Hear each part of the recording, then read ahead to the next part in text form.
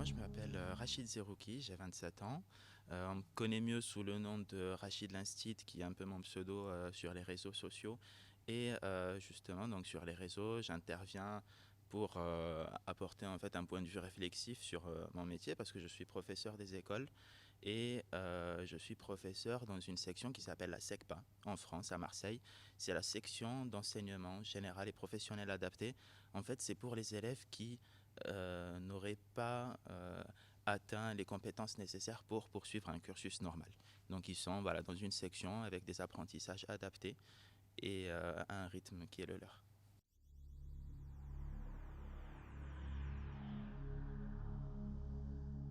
Euh, je dirais que oui, oui, oui, l'école renforce les inégalités, mais je crois qu'il y a plusieurs façons de répondre à cette question. Et je pense que pour vraiment bien me situer, il faut voir les réponses qui sont apportées habituellement. Est-ce que l'école renforce les inégalités?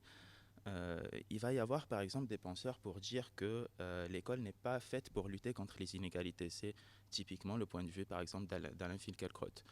On a aussi un point de vue, on va dire, qui est un peu aveugle. C'est celui qui consiste à dire que l'école est méritocratique et que tout va bien et que voilà que quand on veut, on peut concrètement. Il y a un point de vue aussi un peu plus réaliste, c'est celui de dire que l'école, effectivement, ne parvient pas à répondre aux inégalités sociales, parfois même contribue à renforcer les inégalités sociales, mais ça se démarque, on va dire, de l'autre point de vue, qui est celui de François Bégodeau, par exemple, et qui consiste à dire que l'école est inégalitaire par nature et pas par erreur, par essence. Et voilà, moi, c'est pas. On va dire que j'ai pas atteint ce degré de cynisme. Et donc, je crois que l'école est inégalitaire, l'école renforce les inégalités, mais qu'on peut y travailler. Euh, Clairement, c'est pas l'apanage des pays du Sud. Donc, effectivement, moi, j'ai grandi, je suis né au Maroc, j'ai été à l'école marocaine. Ce sont, on va dire, d'autres problématiques. Au Maroc, on a un chiffre qui est alarmant, qui est que 30% des adultes sont analphabètes aujourd'hui. Et il y a d'ailleurs 2 fois plus d'analphabétisme chez les filles que chez les garçons. Donc, c'est des chiffres qui sont alarmants.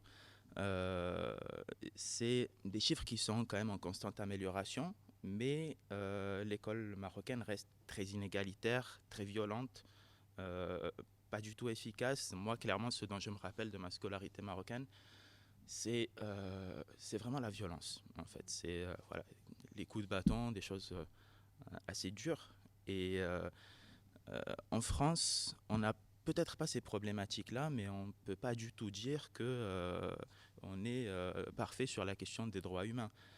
Si on lit par exemple le rapport du défenseur des droits qui est Jacques Toubon, on constate que si on prend l'exemple des enfants roms ou des enfants sans abri, on va avoir des mairies qui feront exprès de demander par exemple des justificatifs de domicile pour inscrire tel ou tel enfant. Donc on peut demander un justificatif de domicile, mais en faire une condition préalable à l'inscription de l'enfant, c'est illégal et c'est pratiqué par certaines mairies qui savent très bien pourquoi elles font ça.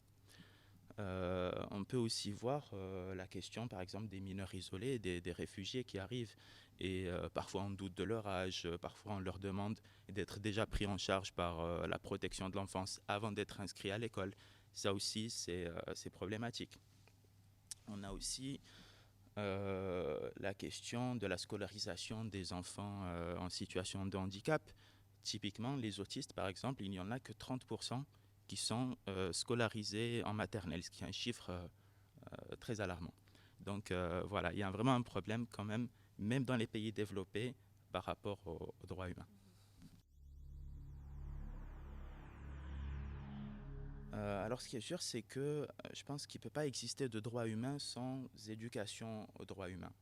Et c'est vrai que moi je le constate quand je fais cours avec mes élèves, quand on parle de ces sujets-là, ça m'est déjà arrivé d'avoir un élève qui me demande mais est-ce qu'on a des droits nous en tant qu'enfants? Parce qu'ils sont euh, tellement habitués à entendre parler de devoirs que la question des droits, ça passe complètement au travers de la question.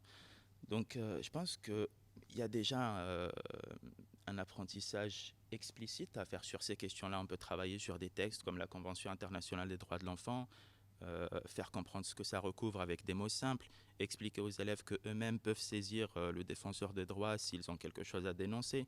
Donc ça, c'est vraiment explicite. Après, je pense que les droits humains, c'est aussi quelque chose qu'il faut faire vivre à l'école. Il faut les faire vivre à travers des actions, des situations concrètes. Typiquement, quand on fait une élection de délégué de classe, par exemple, on fait vivre les droits humains et voilà, en faisant vivre la démocratie de façon concrète. Moi, oui, je pense qu'il faut peut-être pas un cours chaque semaine qui s'appellerait droits humains, mais je pense qu'il faut effectivement un apprentissage vraiment explicite avec des textes, avec des choses très concrètes, parce qu'aujourd'hui, je crois que même dans les pays développés, il y a un certain tabou par rapport à cette question de droit de l'enfant. On mélange un peu tout. On a peur d'aller vers cette idée, ce mythe de l'enfant roi. Mais c'est pas en apprenant à un enfant qu'il a le droit de ne pas être battu ou de ne pas être violé qu'il va pas manger ses carottes râpées, par exemple. C'est vraiment des choses, c'est complètement différentes.